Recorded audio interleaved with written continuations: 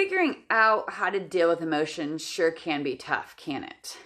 We all experience them, but so often we don't know what the heck to do with them. Sometimes we want to act on our emotions immediately, like when a lion is running at us in the Serengeti or a knife-wielding psychopath is coming at us in a dark alley. But sometimes we don't want to act on them at all. Like when someone calls us a name at a bar and we feel angry and want to punch their lights out. Then we get into this big fight where we get all beat up or they get all beat up or we both get all beat up and then we get arrested and tossed in jail. And then, okay, I'll stop there. I'm sure you get the picture. But when things are a little more nuanced, how do we know whether to act on our emotions or not? And how quickly? Should we act immediately or should we wait for a bit just to make sure? All fantastic questions. And as with most things, there isn't one right answer.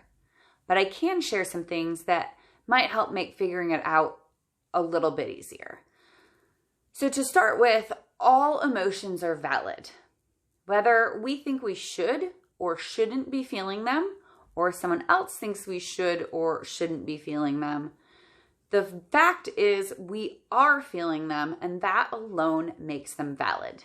Telling ourselves that we should not be feeling something or should be feeling something else is invalidating because it's not acknowledging our very real experience. When we deny our emotions or someone else's emotions or someone else denies our emotions, it only makes us feel worse. It's almost like our existence is being denied. So to be clear, every single emotion we experience is valid. But, and you knew there had to be a but, right? Not all emotions are justified. Emotions are justified only when they fit the facts of a situation. Emotions are not justified when they do not fit the facts of a situation. And this is really important to figure out if we want to change the emotion that we're experiencing or decrease its intensity. Often we feel our emotions based on our interpretations or thoughts about a situation rather than the actual situation in and of itself. And this makes a ton of sense because our brains store a lot of past information and we use that information to inform our current experiences and choices, which can be very helpful at times, but we don't always get it right. So here's how to check the facts. First, we identify the emotion we want to change by observing the physical sensations in our bodies, as well as any urges to take action based on those physical sensations. These are innate biological signals that we can't control, so that we have to pay attention to the information our emotions are trying to communicate to us. For example, fear often causes us to have an increased heart rate, rapid breathing, and feeling butterflies in our stomachs. And then we feel the urge to run away and hide. And we'll talk more about all the other emotions in upcoming videos to make this easier to figure out, but this is just one example to get us started. Then we want to look at the event that has led to the emotion and objectively describe only the facts about it. Leave out all the extra, all those stories, all those opinions that can be so tempting to add in. Pretending to be a journalist or a scientist or detective and observing the situation through our senses can be really helpful with this. While doing that, notice and challenge any judgments or cognitive distortions that might pop up, such as black and white thinking. And then notice any interpretations or thoughts or assumptions about the event. Think of any other possible interpretation and try to look at it from all different points of view of the situation. We need to do this to check to see if our interpretations and assumptions actually fit our sensory observations, aka the facts, or not. Then check to see if any threats are being assumed. And if so, ask yourself, what is the probability of that threat actually occurring? Once we've done this, it's important to then think of as many other possible outcomes as we can. It can actually be quite helpful to imagine the absolute worst case scenario of these threats or the catastrophe happening. This sounds crazy with all the positive psychology telling us to only think positive thoughts and imagine best case scenarios, but stick with me here. We don't want to get stuck in imagining the worst. We want to then imagine coping as well as possible with the catastrophe. See, we're back to positive thinking.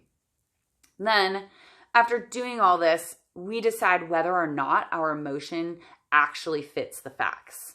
As well, whether its intensity also fits the facts. Sometimes emotions can fit the facts, but the intensity may be too high or too low. So emotions fitting the facts means that most people, regardless of nationality, race, ethnicity, gender, sexual orientation, or any other cultural designator you can come up with, experience the same emotion in similar situations, and it serves a purpose to make us more effective in our lives.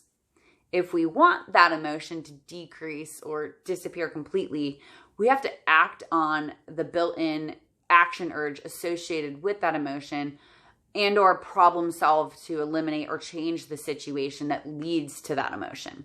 Otherwise, our emotion won't change because it thinks we didn't get the info it was trying to give us. So it'll keep bugging us until we pay attention to it and take action.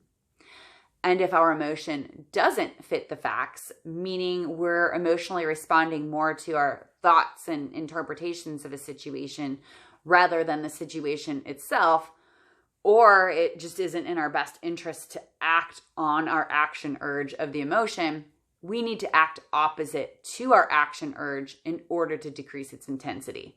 Again, we'll get more into exactly how to do this with each individual emotion in future videos. And 2 more quick things to keep in mind when trying to change our emotions. Intensity, how big do they feel? And duration, how long are these suckers lasting? We figure out if intensity and duration fit the facts by assessing how likely it is that our expected outcomes will actually occur. Like, will the world really end if you don't get what you want? Also, how big and important the outcomes are and how effective the emotion is in our life. So overall, if we want to bring an emotion down and it fits the facts, we want to take action to change the situation. If it doesn't fit the facts, we don't want to act, at least not right away. Now, I know I've just thrown a lot at you and it may not make much sense or any sense, which is totally understandable. Most of us don't get a whole lot of education on emotions. This all still gets quite confusing for me, and I don't even want to say how long I've been getting educated on them. But I promise it will make more sense as I get more into how to be mindful of each specific emotion and what to do with the information learned from them. So tune in to more of Mindfulness IRL in order to learn more about how being mindful of your emotions will change your life for the absolute best.